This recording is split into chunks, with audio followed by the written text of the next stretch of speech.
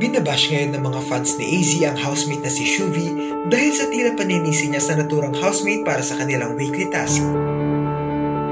Matatanda ang binigyan ng task ni Kuya ang mga ligtas na housemates sa nominasyon na sila AZ, Shuvi, Ralph at Esnir.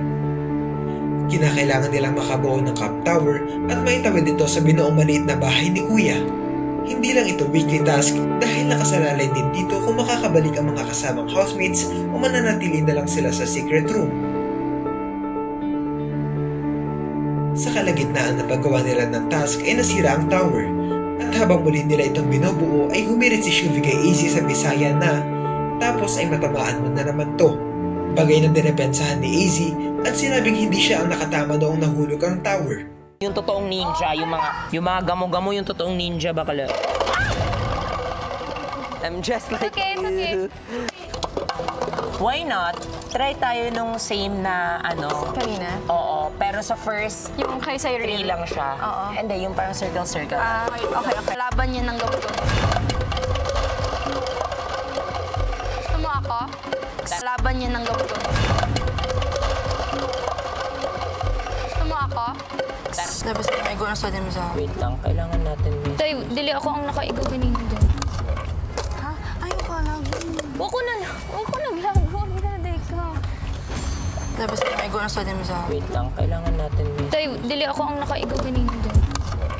Ha? Ayaw ka lang. Huwag ko naglago. Hindi ka. Tapos may gano'n sa din mo sa... Wait lang, kailangan natin may... Tay, dili ako ang nakaigaw kanina doon. Ha? Ayaw ka lang. Huwag ko naglago. Hindi ka. Inulan ito ng hindi magagandang komento mula sa mga fans ni AZ, lalo pat nakita umano sa video clip na ang house guest na si Jane De Leon ang nakasagi ng tower.